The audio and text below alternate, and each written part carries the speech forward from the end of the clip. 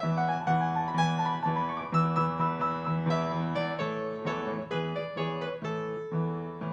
we are back now with two different speakers. So now today, just now we had Hamzah and Madiha. Now we have Christopher and Andrea.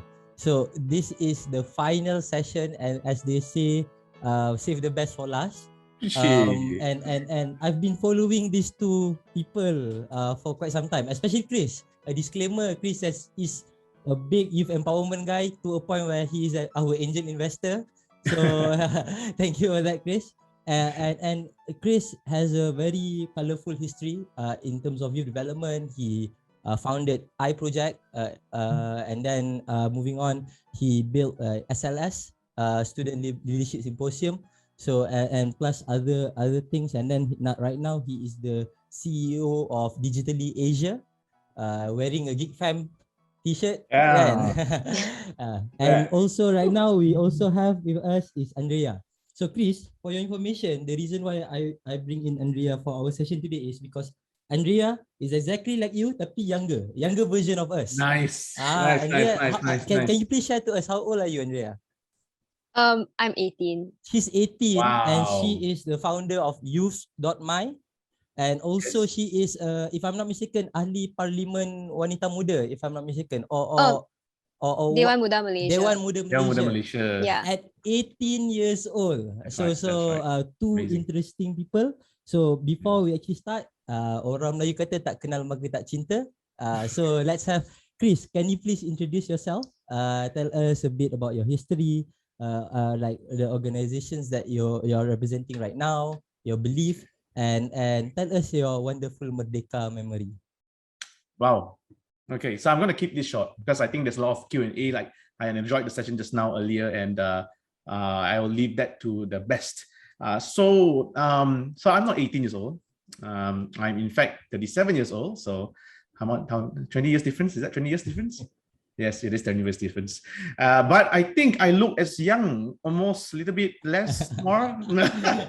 And the reason for that is because I'm very youthful by nature. I think no matter what kind of problems I faced, and I think Hanif knows a lot of it. I always take a different angle out of it, and I always think of it as a game. And that's why the Geek Fan comes in, right? So my history in my life is I've always looked at things as a game. I still remember waking up one morning when I was maybe sekolah rendah, and I still remember that I said, oh, there's a robot in front of me, and this robot can do a lot of things. Like for example, in Genting, my parents took me out, and then I got lost, or they lost me, and I remember I can throw that robot like far in front, and then scan the picture, scan the faces that I cannot see, and say, oh, that's my parents. So that I got this kind of like very creative mind, I would say. But where did it come from? It came from reading all the anime and manga that I used to watch those days of Doraemon. The old days all the Dragon Ball. I follow Mystery Naga. I see who knows. So I grew up very differently from a lot of other people that are as ambitious as I am.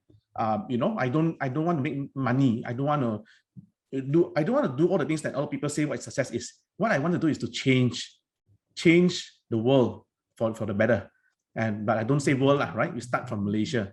So I think when I was like in university, I remembered I was doing a lot of community work for our Malaysian society. And then I got a call from a friend, this guy that I don't even know. And he said, look, I'm running UKC, and I hear you are one of the best IT communication, photo, whatever all the communication part, and I want you to be part of my story lah. And this guy Muhammad Firdaus, he basically took over UKC, elections and all these other things, and I came into the picture, and we single-handedly really brought a lot of difference in the sense that we don't really care what people say about us. We didn't care if the Ministry of Education says can't do this, or we didn't care if as long as we know it benefits the youth, what's benefiting the youth, critical mindset, exposure, understanding of A and B. For example, we invited, I still remember Nur Izzah and YBKJ, and back then they were all just young people. How that it was tahun bila tu masa invite Nur Izzah KJ? 2010, no, 2007, 7, 8, 6, That 7, was 8. masa Yeah. muda, sangat-sangat muda lah time tu. They were all very young, and we were very young. And you know how we could sponsor all this? We basically got funds from corporates. You know, we were doing careers fair, and you know, we raised money ourselves. We got PwC to pen in our first 20,000 corporate cash in order to run Project Amanat Negara. And I mean, I'm going to skip a lot of things now, but the biggest major breakthrough we had was to run the Malaysian Student Leaders Summit. I think you guys know about that. You know, and it's been running until today. And every time I look at it, you know, yes, we may be the first to start it, but it doesn't matter, because the people who are running today are one of the best people and most amazing, you know, leaders that we know today. So it's really amazing. From then on, it was nonstop. Young corporate Malaysians, global shapers, Kuala Lumpur. It was just like, okay, nothing's going to stop us, and we're just going to go on. And I remember the keyword is us. I never work alone. I always find leaders that I want to work with. I promote agendas and you know, things that I feel are supposed to be done, but you know, people are stopping us. But why are they stopping us? Are we doing something bad? I don't think so. So we challenge the agenda, and we prove that we are doing it all right. And I think that has a little bit to do to what we see today. I don't want to take, you know, so much credit. I think everybody, different factions, different groups, different youths, we see each other. We have Maska, we have, you know, all these different, you know, Gen Muda, so many organizations, youth organizations have popped up since then, and that has contributed to what we have today. So today I am a corporate guy. Finally, Chris, finally, correct, because I realized that in order for me to do what I want to do more, I need money. I need resources. I need to be the billionaire that Bill Gates are. You know, I mean, yes, I appreciate all the work that my NGO friends and social enterprise friends are doing, but I got this one special skill. Somehow money is attracted to me. so I think I should make good use of an ability that maybe other people don't have. Correct or not? And then I use this grow the kind of money that I can pour back into this kind of efforts, and I think that will make the biggest difference. So I run Digitally.Asia today. It was an outfit of social groups and cost effect. We do a lot of digital transformation services, and also social media services to clients like Alibaba, Lazada. Our biggest client currently is Lenovo Asia Pacific, and you know, like really no one can say that we are, you know, like a small boutique agency anymore. We are really serving global clients. And on top of that, we also believe in esports. So as you can see, you know, we're supporting GeekFam, and you know, we actually sponsor them as well, the whole Malaysia, all the games, because I believe that esports can unite more youths together, and really solve this one, not solve lah, but focus and work on this one thing that we know is a problem in Malaysia, where unity. Right? I mean, we talked about education earlier. We talk about mental strength, but I think that sports also bring a lot of things together. So that's why we really believe. I mean, I'm basically putting money where the mouth is, and you know, I believe that when we grow the wealth and we pour it to the right places, beautiful things will happen for Malaysia and eventually for the world. Chris, so thank you beautiful, for that. memorable Merdeka memory, Chris. My memorable Merdeka, it's very simple. Honestly, it starts with my own family. We would drive down that road where you could see KL Menara towers, and in the car we were parked by the side along with many other people parked at the side of the road. These is the days where we know, like we really you know, we felt very safe, and it was amazing. And then we opened the window, and we opened the for us, we have one of our cars had a roof, so we put our heads out, and then we just waited for the countdown, 5, 4, 3, 2, 1, and you know, the fireworks blasted, and you could see everybody all around in their cars, not watching on TV, because watching on TV is boring. You know, you want to be outside, you want to be in the fresh air, you want to see the fireworks right in front of you. Today you don't get that, right? But that was the most memorable for me, and I really want to bring that time back. You know, the same kind of things that when Datuk Lee Chong Wei wins and we hear the roar, you know, across Malay, Chinese, Indian, the Kadazans, you know, all our people together, united. That is the day I want to bring back. Thank you, Chris. Very beautiful. And another fun fact about Chris. Back then, you were the manager, social media manager for Lee Chong Wei, right? Dato' Lee Chong Wei, Yes, right? correct. So in my whole life, I managed quite a number of personalities. One of my best highlights is Dato' Lee Dato' Chong Lee. Wei, who, by the way, speaks Chinese, and I can't speak Chinese. So we, we had a hard time communicating, but Communicating. eventually I'm so happy because, because of what I can do for him, we managed to unite Malaysia in the digital world as well. True, true, true. Okay, so passing on the spotlight to Andrea. Tell us, what's your story? And kenapa start muda sangat? Tak salah, but I believe Chris, okay, I believe I started younger than Chris because of what Chris did, but you started younger than both of us. Like 18 years old, your achievement is what I achieved in 23, 24, 25. So can you please share us your story? Tell us why you do what you do, and can you please give us a sneak peek on Youth.My? Well, first of all, let me introduce myself. Hi, I'm Andrea. I'm 18 years old this year, and I'm the co-founder of Youths.My. So a little bit of my life story. I'm 18. I'm still very young, so it's not very interesting. But yeah, I think when I was young, my parents were really really compassionate people. So they are really into a lot of charity work and donation drives and all. My mom, she runs her own organization as well. So ever since I was young, they kind of instilled this sense of compassion or empathy into me by taking me and my siblings to donation drives, charity work, I think I started doing charity work and all when I was 3 years old. So they'll just bring me around and go everywhere. And so yeah, that kind of instilled a lot, that taught me a lot of things as a young kid. I have to be compassionate, I have to be empathetic and recognize my privileges, how privileged I am compared to everyone out there who's suffering. And that, and also comparing, and also there's also a sense of responsibility and leadership that my parents also instilled in me. Because you are privileged, you have to use your privilege to help others. You're responsible for that, and if you can, try to be a leader and lead others to do so. So I kind of always remember that. So throughout my school years, I always try my best to be pretty active, um, taking up leadership positions if I can, or trying out new things, just to get better experiences and live life to its fullest, if I may say that. Um, on the topic of going through during my school years, I actually founded Youths.My with two of my friends during my SPM year, which was last year.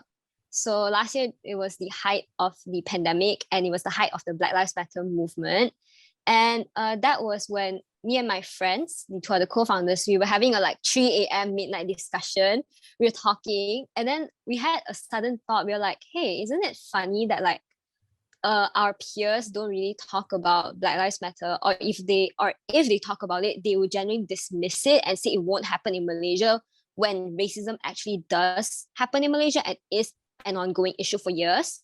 So we were talking about it, and then what we found was that peers of our age aren't really into social issues, or lack social awareness, because there isn't a place for them to gather these resources. We aren't as educated on these issues, and when we want to talk about it, we usually get shut down, because we don't sometimes it's against the law. So they try to keep us as safe as possible.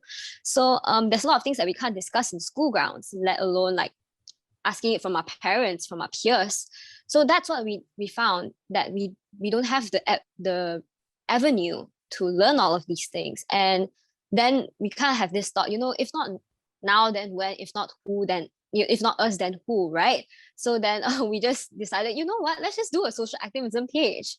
Let's just make one. And then we did make one the next day at 10 a.m. in the morning. So it was a really spontaneous kind of thought that provoked us to establish Youths.My. And we never thought that we would grow so fast, to be really frank, because activism is not a popular thing in Malaysia. Frankly, it's even quite on the unpopular side.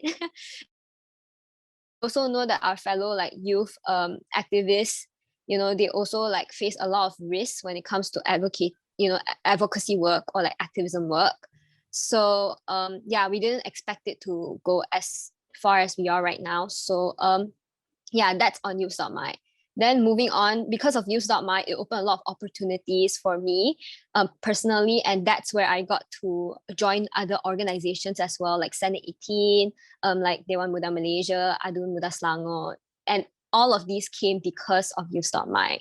So that is just like a short intro. Yeah. Any memorable Merdeka memory? Memorable Merdeka memories. I'd say like during my school years, where like in my high school, I think it was in 2019, we celebrate Merdeka, like it's a celebration in our school, and teachers would encourage us to wear like baju traditional, and then we'll go into school, and it's like a huge celebration. We have a lot of food to makan. It's kind of like a feast. Everyone can go to the canteen. Like you can see people wearing like different. Actually, I'm wearing one right now. I'm wearing a kabaya. I think it's a kabaya right now, right?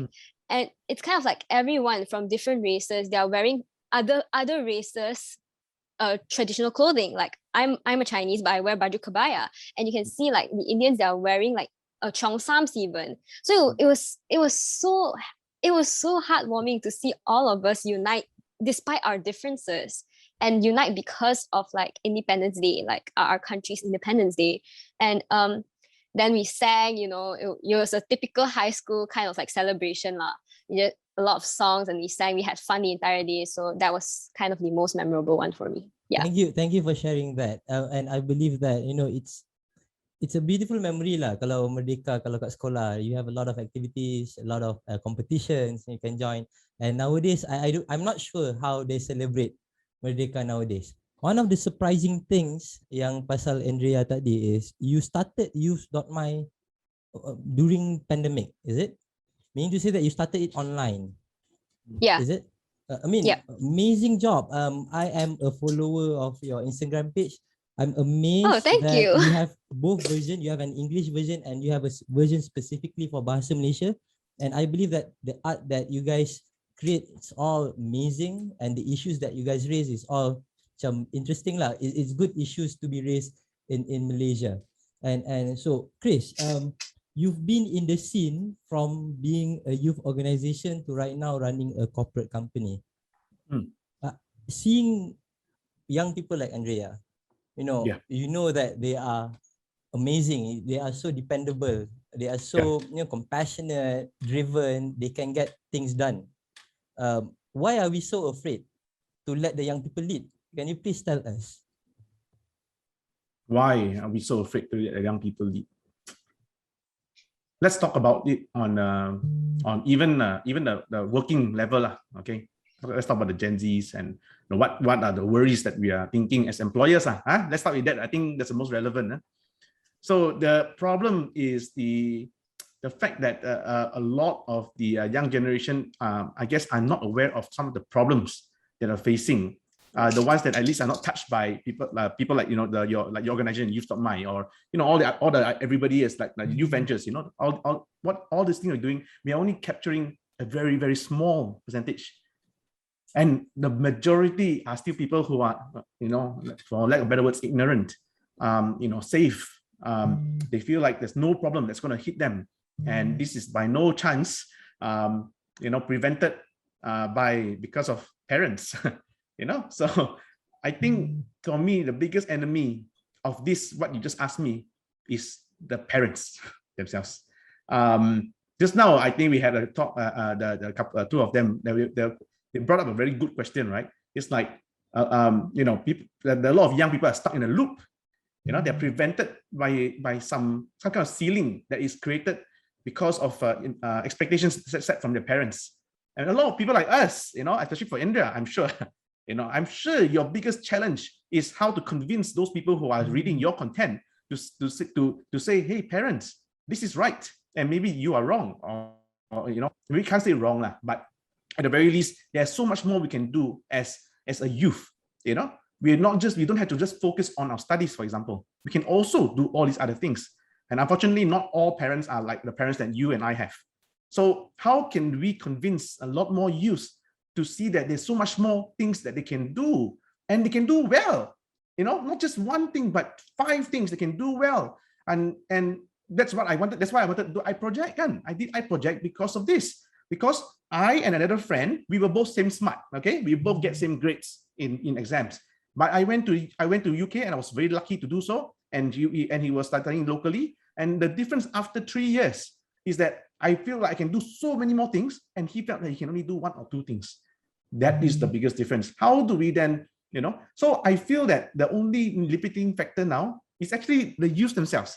If the youth feels that they are able to lead, instill confidence in their hearts, and know that they can do what they need to do, nothing will stop them.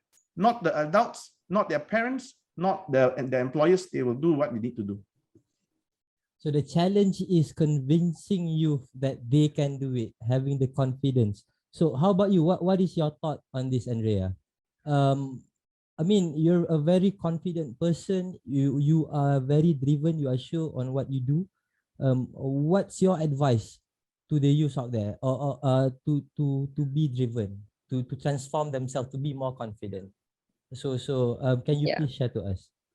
I think that I will agree that there's definitely some challenges that we are facing as youths that kind of like tumbles our confidence when in terms of being a leader. I think like for me personally, one of the things that I've experienced a lot is always being told that I'm too young and I'm too inexperienced, and henceforth I cannot lead. And that doesn't just goes by to me only. It goes by to all of my peers out there. I think youths out there, every one of them has always at least heard of the word one time, you're too young, you're too inexperienced. And I guess that obviously when you hear these words, it's kind of discouraging, like we have all the courage that we want to do this, like maybe for example, say that a youth, they want to tackle on social issues and they say, hey, I'm gonna do this, I want to do this, I'm sure that I can lead. Then the words, you're too young, you're too inexperienced, you can't do it, kind of just throws all that confidence into a bin. And like I've been in that spot, it really does hurt. But as a youth, like I think that what we have is time. We have time. And with time comes experience. Sure, we are inexperienced now, but that doesn't mean that if we start now, we won't get experience later, right? One way or another, the sooner that we start, the sooner or more experience that we are going to get. So we have to change a narrative of, instead of saying, hey, you're too young, or like instead of like, if people tell you that you're too young, instead reply to them, that's because I'm young, I have all the time in the world to be more experienced, to learn all the experiences, or like to get more experience. And hence think of it this way. And with time, as I said, with time you come experience, and you can use that.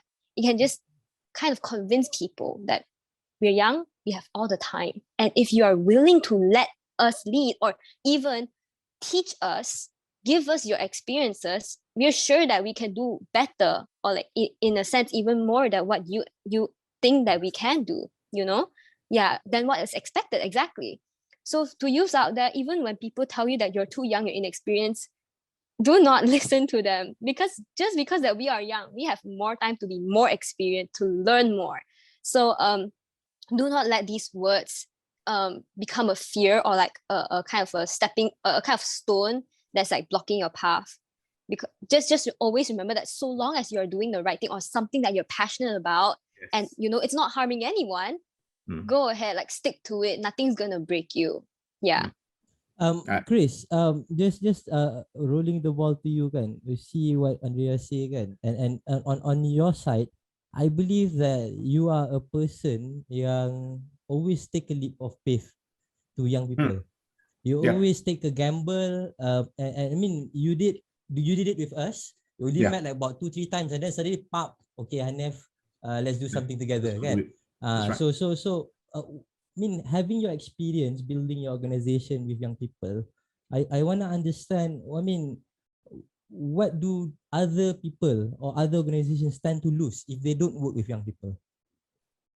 Tend to lose. Wow, they lose everything. I mean, very simple, right? Look at all the companies that are climbing up the ladder of, worth, the net worth of the companies. It used to be, I think less than 10 years ago, 5-6 years ago, the companies used to be car makers, computer makers, all these, older generation kind of like companies. But today is dominated by companies like Tesla, Apple, Google, and these are just like the bigger names. The smaller names I don't even mention because you may not even know them. Right? And these companies are filled with young talents who are ready to change how the world works because they recognize there are problems inherited from the previous generations. And good people from the previous generation recognizes this and says, yes, I need to equip the young people to solve problems of today that is created by me. Yes. So I think there's so much of, I'll give you an example. So just now when Andrea was sharing, I recall my own story when I first left, I graduated and I joined my first job, which is ECM Libra investment bank.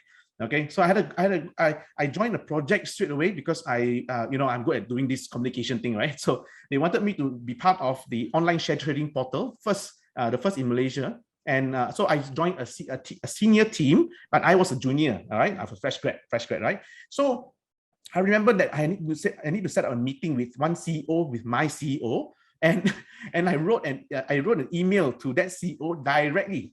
And when my senior saw this, and he says, "Chris, you can't do that. You are a junior exec. If imagine the CEO says, hey, how can another company junior exec send me a CEO an email? It's a bit of like a what do you call that? Insult, rude, right? And typically in normal world also you see this way. However, what they don't know is that I've been running Young Corporate Malaysian for like 5-6 series already. One of the CEO is that person. And during that time, our first 5 people that we invited was people like Tengku Zafrul, CEO of CIMB, currently the Minister of Finance, people like the CEO of Accenture. I mean, these are big people. So if the normal people will be sending an email to their company in order to reach the CEO, it'll be blocked. It'll take a longer time. But I know that person directly, so he listened to me, and that meeting happened. So but I still kena. No, you cannot do this anymore without my permission. So that's when after 2 years I realized that maybe in this kind of company it's not for me. And then don't talk about that. How about people like Tira and the people who run Undi 18, right? Kira and Tharma. That's right. Right. Yeah. Kira and Tharma. Like these guys, would you ever think somebody of their age will be able to get the attention of our ministers? Oh no, you would think, oh, they're so young. What do they know? What can they do? But look at where we are. We had Lawan, right? We had all these events that eventually turned into a change of government. So who did this? Who did this? Are there people above 20, maybe above 30 years old? Or are they people under 30 years old? So that I just leave it to you guys. Andrea, just flipping the question to you, what do young people have to offer to this legacy ataupun dinosaur punya generation? We offer the future, simply put, because we are the future. Imagine like you do not have young people in your company. Who is going to lead after someone passes away, or like the CEO passes away, or like all of the workers, they turn old? The company is going to die because they don't have a future. They don't have the seed to plant the tree. And we are the seeds that, that can secure that future.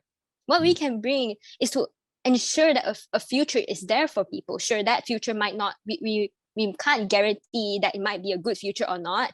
I mean, we'll try our best to make sure that it is, I think every generation, we try our best to ensure that there's a better future out there for our future generations. We can't confirm that there will be, but we'll try our best.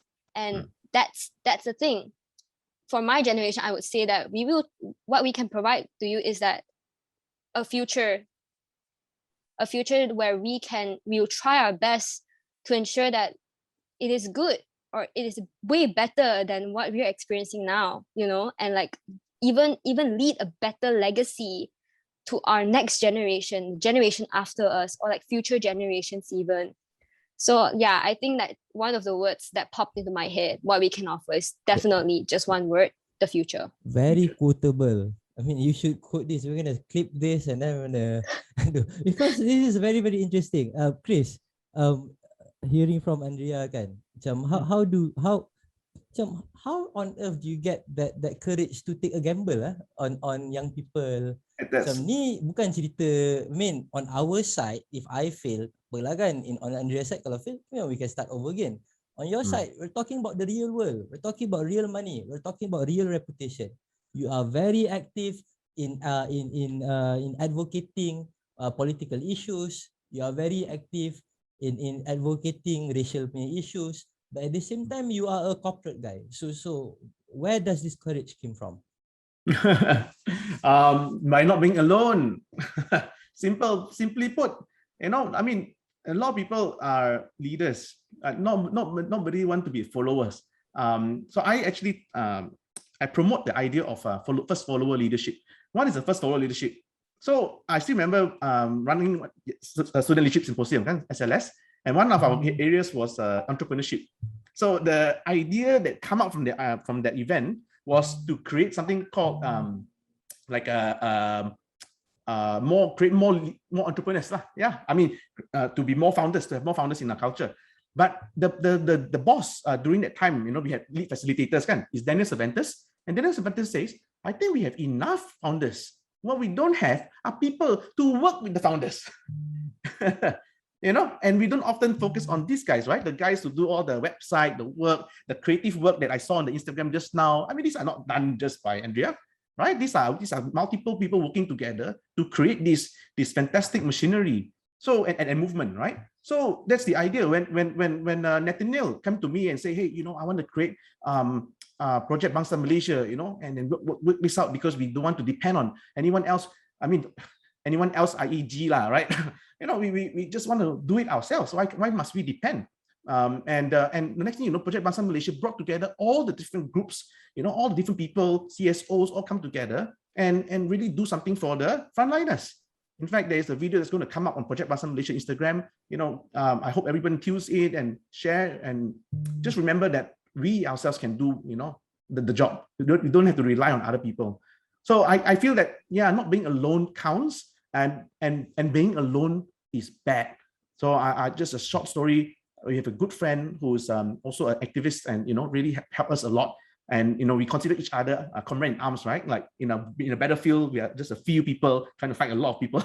So every time these people gone somewhere, and this gone can be sometimes they get demotivated, or they wanted to go to the other side because they had the lack of funds. But there is one incident where that person passed away. Okay, and his name is Marcus. And Marcus passed away because he tried to change so many things within his field, and he was relying on himself a lot of times. Of course, we can help him, but he doesn't ask us for help.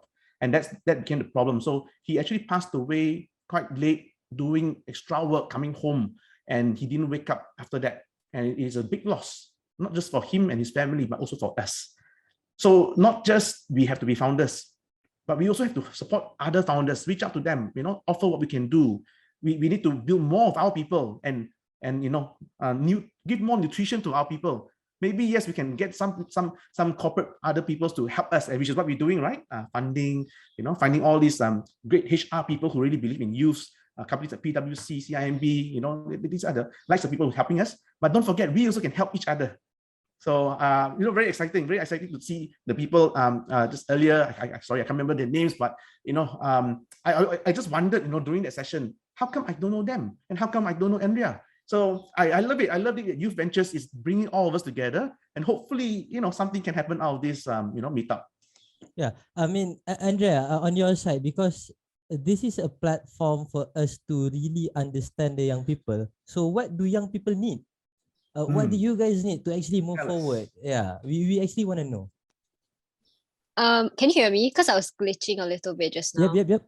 Okay, great. I think what we need, one is definitely guidance. Obviously, we're still young, and it's true that we're inexperienced. That is something that we can't deny.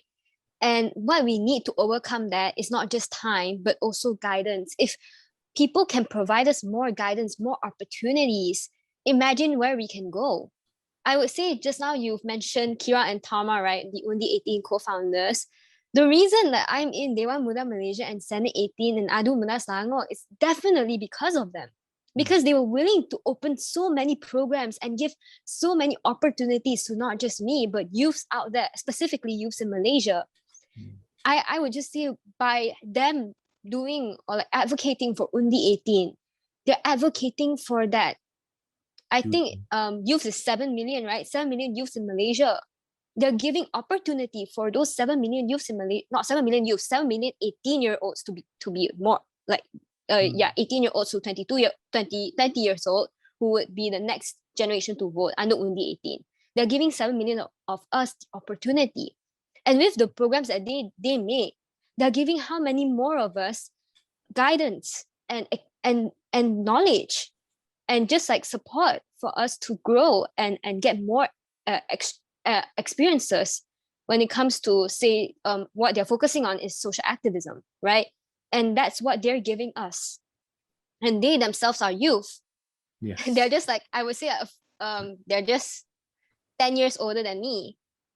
So then they themselves are already giving so much to the youth. Imagine how many things that we can obtain, how many like treasures that we can get if the adults were to give that to us as well, give us guidance, give us their experience, teach us even, that is something that is definitely lacking, because I think that like the thing about Malaysia, like our society, is that we don't have the opportunity to learn, or like we weren't always given the opportunity to learn, and it's always these kind of like youth kickstart programs that give us the opportunities, that youth themselves, that, hey, I'm 10 years older than you, I'm going to give you what I know. Instead of adults who are taking that.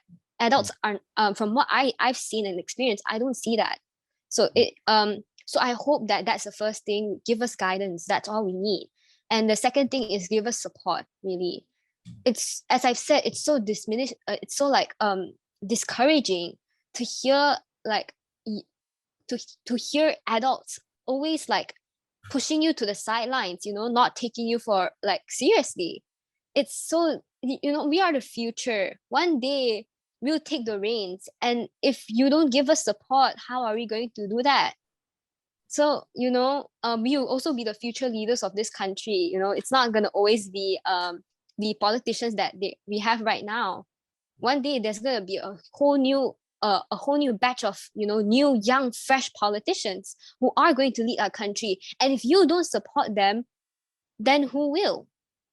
It can't just be the youth. We need everyone to support us, and that's the thing that I hope that adults, or like everyone can understand, is if you give guidance, you give your experience, you teach them, you teach us, the youth, and give us support, that's more than enough for us to blossom and bloom.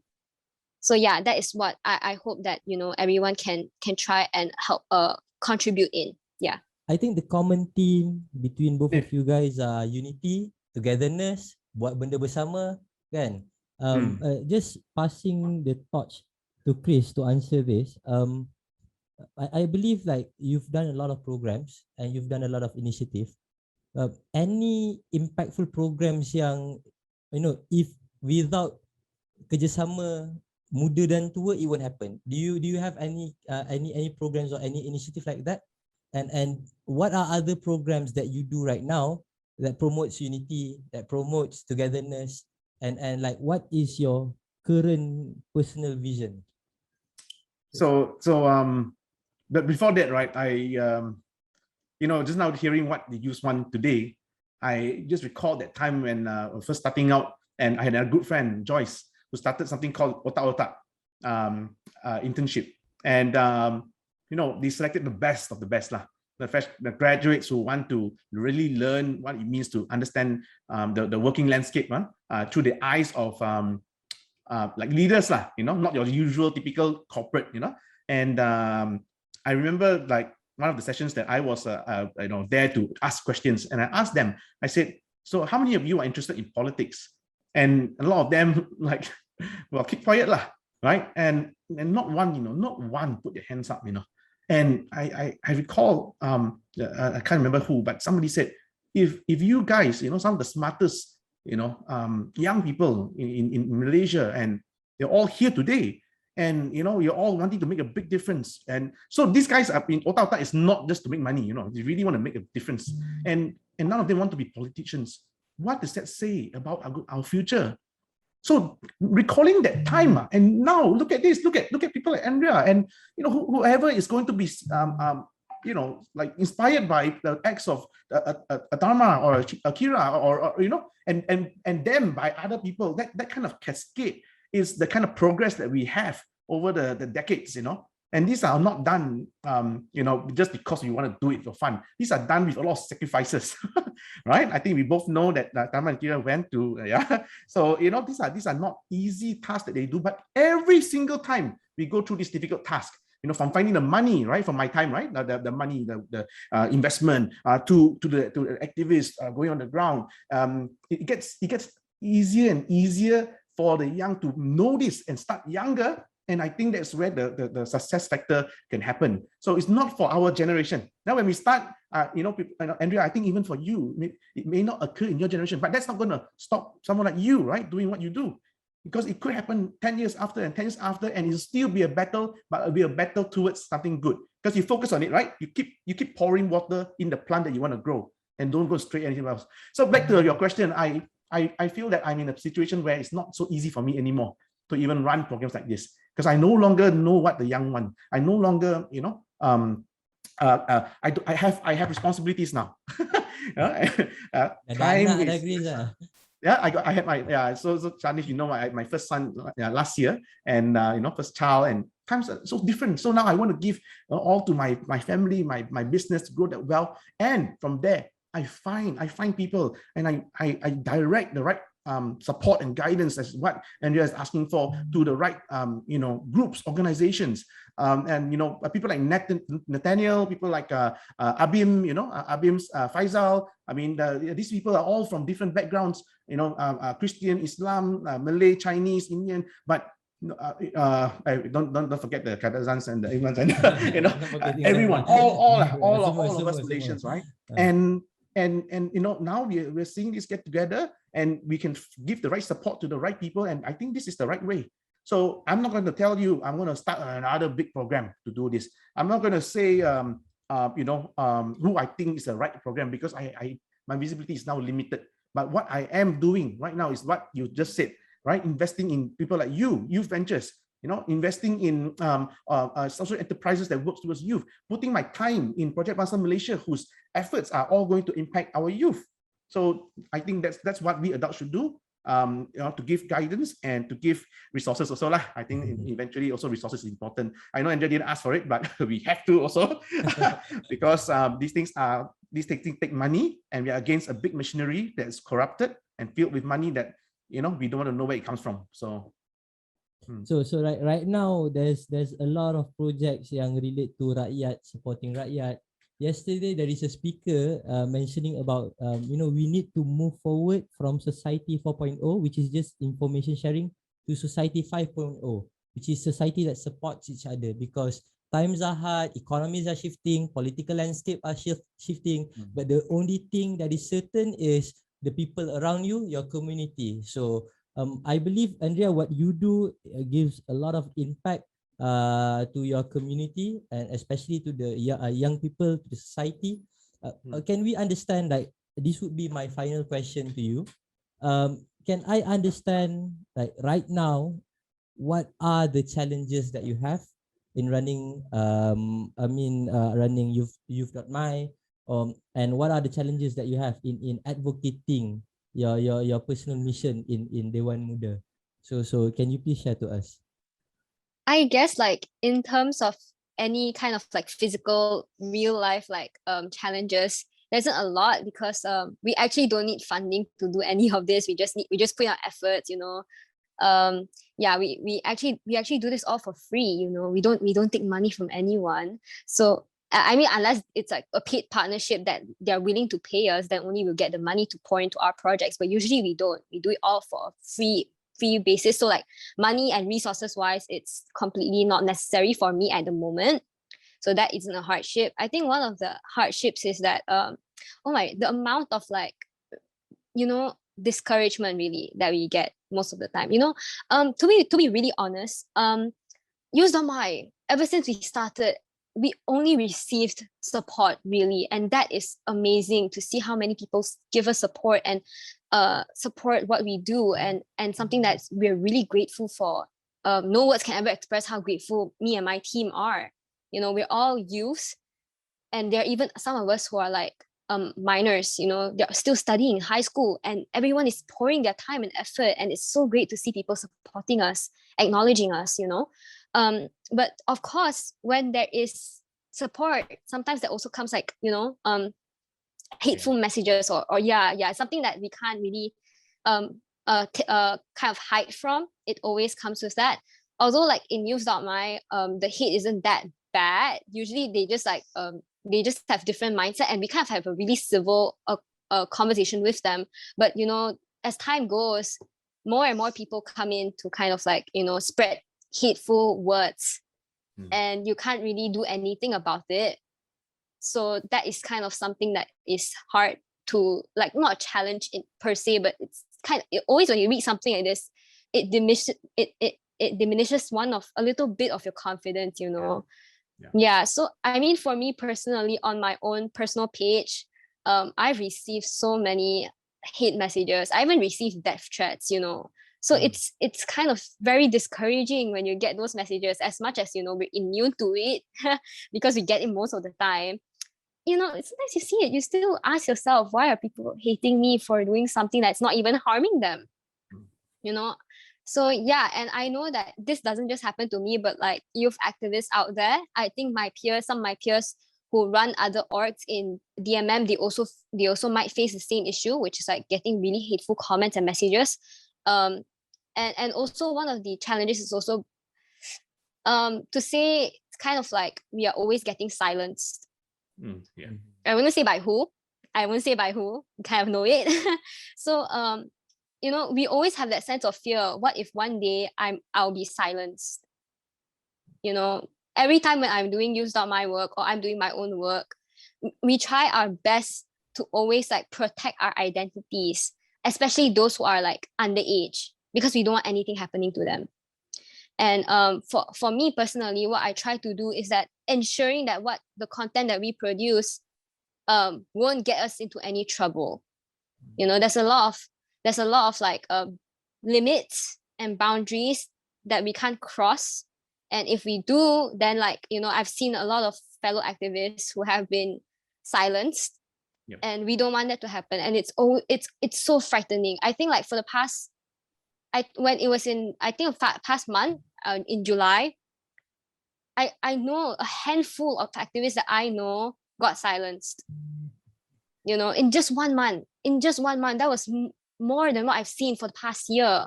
And it's frankly very frightening for us. So that is one of the challenges that we have to try our best to avoid.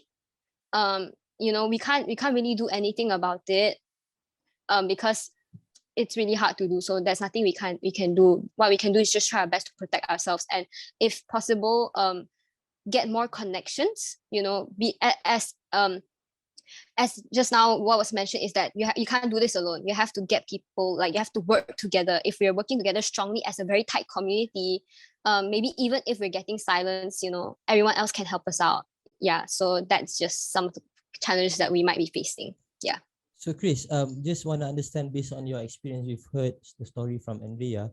Just based on your experience, how do we actually instill that spirit of community, spirit of togetherness? Because, you know, we need more positive people. We need more positive people in Malaysia. We need more people pushing Malaysia moving forward. So on your experience, I mean, as I said just now, based on your experience, what do you think can be done to instill that spirit of togetherness? So here's the bad news: you will never get enough of hate messages and the naysayers. You know, you won't find this surprising, but this also happens anywhere. You know, whether you're working in a company or, you know, whatever you're doing, even in NGO world also, there's a lot of naysayers within the, you know. So it's like it's something that we have to come to accept. And but more importantly, right, I keep coming back to the same thing, right? Like who is this bunch of people around you who will just, no matter what, you know, it's like reminder, what's your why? And, you know, and remember each of our whys, then we're like, yeah, it's worth it. So it's worth it, saying, to the my trustees in UKC back then, when we run the first Malaysian Student Leader Summit, it's worth it to then they sent us fear with saying that they will stop our funding, and what do? We find funding through other means, right? So all these acts of trying to stop us, yes, they will affect us for sure. But I think what we have to remember is that we're not alone. So if you, I don't know how to put this. I think we just need to find more of each other. We need to just make sure that we meet each other more often. We need to talk to each other more often. We need to fulfill us around us with people who also get death threats, for example, and just know in our hearts that we will support each other, to the very end. And I think that's the power of youth, right? I think it's the same with our neighbors. Back in those days, right? Yes, it used to be like, oh, we know our neighbor, but there came a time when everybody don't know each other. There was a time, but now look at us. We know each other through social media, through our fights, through our passion, and we are like, we know that in order to achieve something far greater than what we can achieve ourselves, we need to find our generals, our leaders, the people who do the graphics and the people who do the websites.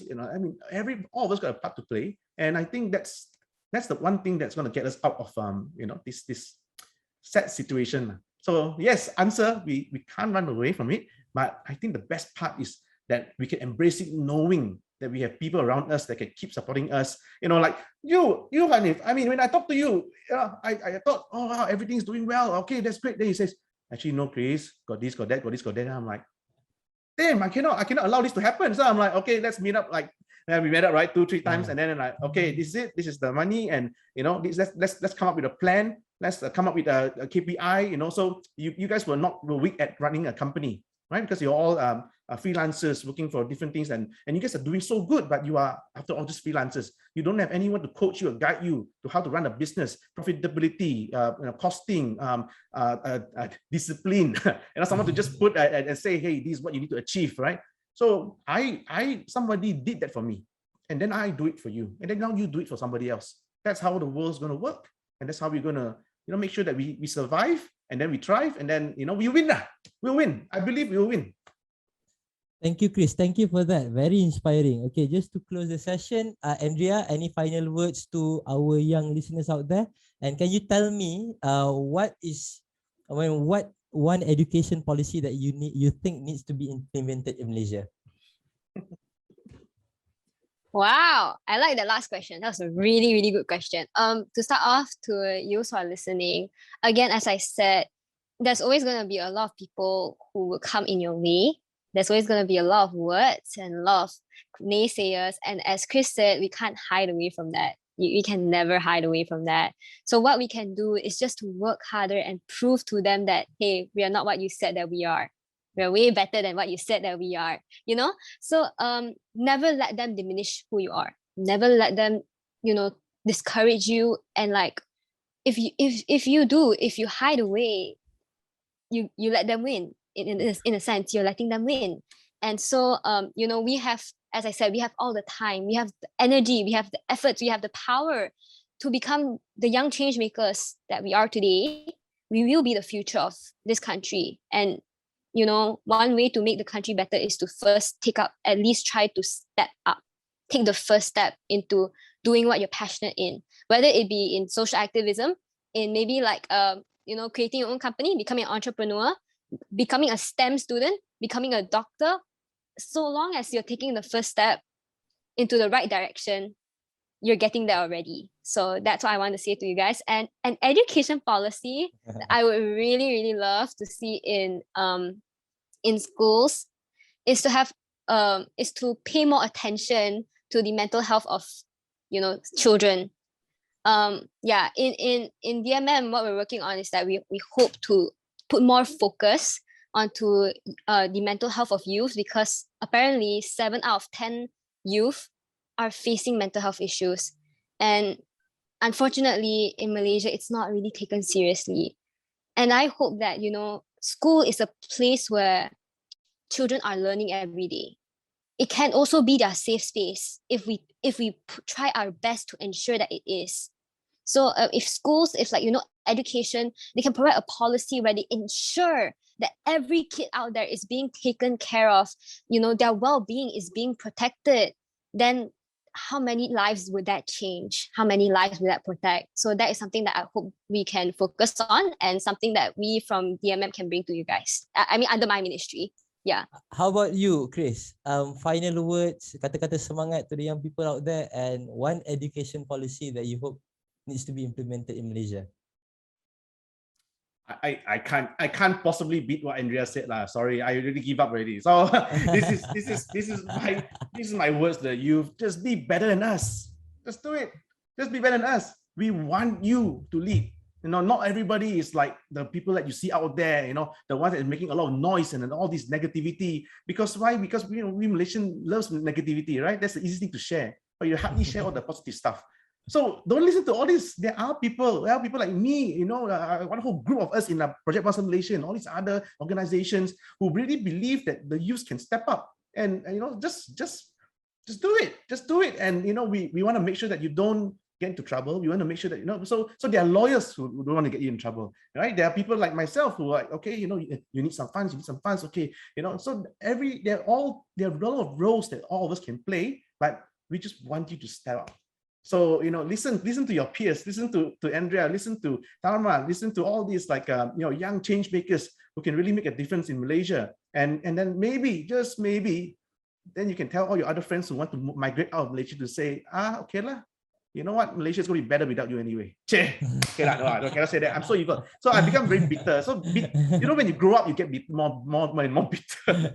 Last time I remember saying, okay, I'm going to make sure the YouTubers are going to be so cool so that people don't talk about YouTubers overseas. You're going to focus on our Malaysian YouTubers, But now I'm like, never mind, up to you. But yes, I really wish that you become the change that Malaysia needs, because you are the future.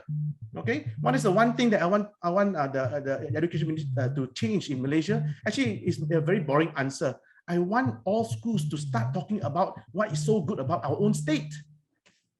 This is something that the Japanese do. It's like, wow, look, our prefecture got this. Oh, we are famous for producing this. Penang is doing quite well in this. Everybody knows Penang Char Kway Teow. But what other things that we are famous for? Why is this so important? This brings people together because of where we live, not because of our religion or our race or whatever it is. We have a common topic to talk about each other, and not like right now we only study and then we only learn the moral or the religious education, and then that's it. Our similarities stops at projects that we do together in maths or in English or in BM. That's all we have in common. No, we should have more things in common, and I think it starts with being proud of where we are. We are Selangorians. We are from Pahang. We are from Sarawak, so we are famous for this. So I think it's very simple ask, and I don't think it's going to kill anybody in our education ministry, right?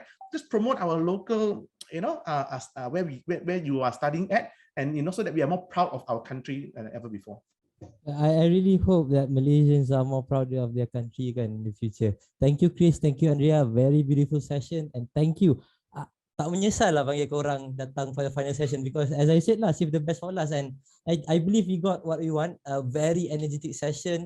I hope that Merdeka Youth Forum can be a platform of collaboration. I hope that moving forward we can see more collaboration between you guys, and I hope that in the spirit of togetherness we can work together again in the near future. So thank you, IWEL, for having us for this forum. Thank you all the speakers, thank you all the guests, all of our partners, and we hope that you will have a great Merdeka celebration. Jangan lupa tengok bunga api malam ni. Bye. Alright. Selamat Hari Merdeka, guys. Selamat Hari Merdeka. Selamat Hari Merdeka. Woo.